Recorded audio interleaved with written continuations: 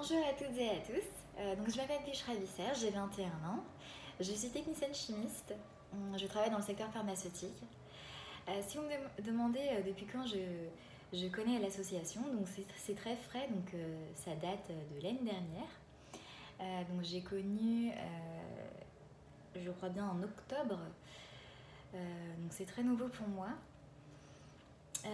Donc la raison pour laquelle j'ai été amenée à rejoindre Cœur et Conscience, tout d'abord je vais partir du fait de pourquoi est-ce que j'ai voulu rejoindre une association d'action humanitaire.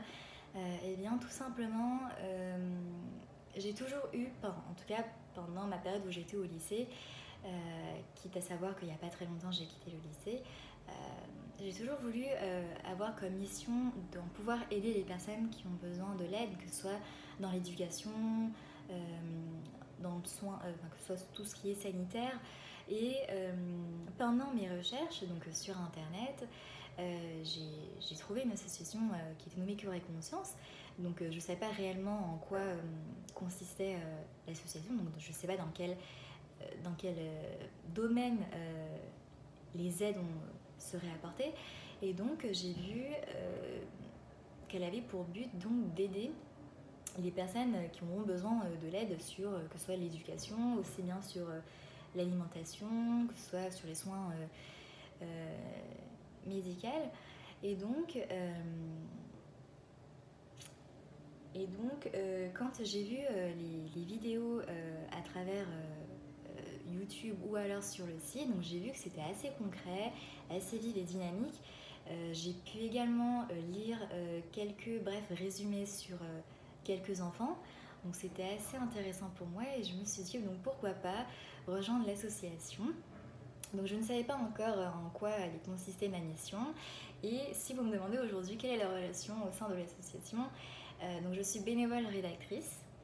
Donc il s'agit de rédiger le bilan de chaque enfant. Donc un bilan qui résume son évolution sur toute l'année.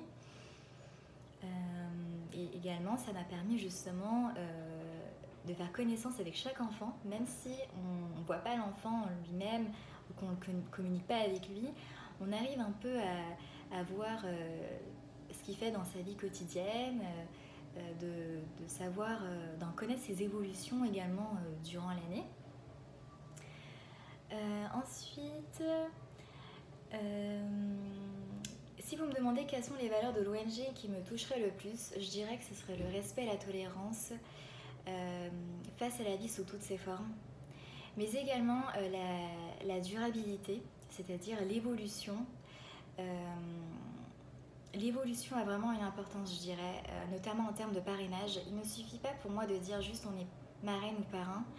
Je dirais que à partir du moment qu'on est marraine ou parrain, c'est vraiment suivre de A à Z la croissance de l'enfant, que ce soit sa réussite, ses améliorations, ses échecs, tout cela ont une importance, donc je dirais plutôt la durabilité fait partie quand même des valeurs de l'ONG.